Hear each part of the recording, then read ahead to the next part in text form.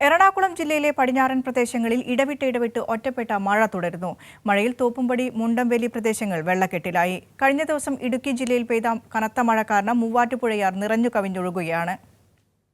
2 ദിവസം മുമ്പ് കൊച്ചി നഗരത്തിൽ പെയ്ത കനത്ത മഴയിൽ മിക്ക പ്രദേശങ്ങളിലും വെള്ളക്കെട്ട് രൂപപ്പെട്ടിരുന്നു. എന്നാൽ ഇന്നലെ മുതൽ മഴ കുറഞ്ഞതോടെ വെള്ളക്കെട്ടൊക്കെ മാറാൻ തുടങ്ങി. കഴിഞ്ഞ ദിവസങ്ങളിൽ ചെമ്പുമുക്ക്, വാഴക്കാല പ്രദേശങ്ങളിൽ വെള്ളം കയറുവാൻ കാരണം കാന തടസ്സപ്പെടുത്തിയുള്ള നിർമ്മാണ പ്രവർത്തനങ്ങളാണെന്ന് നാട്ടുകാർ ആരോപിച്ചു. കഴിഞ്ഞ 2 ദിവസക്കാലം പെയ്ത മഴയ്ക്കകത്ത് അവിടെയുള്ള മുഴുവൻ വീടുകളിലും വെള്ളം കയറുന്നതിനിടയുണ്ടായി.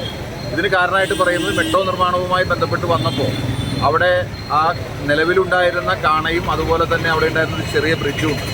അതിൻ്റെ താഴെ കൂടി കുറേ പൈപ്പുകൾ അങ്ങോട്ടും ഇങ്ങോട്ടും പോയത് കട്ട് ചെയ്തതിന് ശേഷം അത് ചെയ്തിരുന്നുവെങ്കിൽ ആ വെള്ളം സുമുഖമായി ഒഴുകിപ്പോകുമായിരുന്നു എന്നുള്ളതാണ് നാട്ടുകാരുടെ ഇപ്പോഴത്തെ അഭിപ്രായം. ഇടുക്കി ജില്ലയിൽ കഴിഞ്ഞ രാത്രിയിലുണ്ടായ കനത്ത മഴയും ഉരുൾപൊട്ടലുമാണ് മൂവാറ്റുപുഴയാർ നിറഞ്ഞൊഴുകുവാൻ കാരണമായത്. മലങ്കര ഡാമിൽ നിന്നുള്ള വെള്ളത്തിന്റെ അളവ് വർദ്ധിച്ചതും മൂവാറ്റുപുഴയാറിൽ ജലനിരപ്പ് ഉയരുവാൻ കാരണമായി. മൂവാറ്റുപുഴയാറിന്റെ തീരത്ത് താമസിക്കുന്നവർ ജാഗ്രത പുലർത്തണമെന്ന് അധികൃതർ നിർദ്ദേശിച്ചു.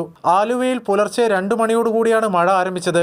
ആലുവ പ്രൈവറ്റ് ബസ് സ്റ്റാൻഡിന് സമീപത്തുള്ള റോഡിലും കടയിലും വെള്ളം കയറിയിരുന്നു. എന്നാൽ പെരിയാർ ജലനിരപ്പിൽ കാര്യമായ മാറ്റമില്ല.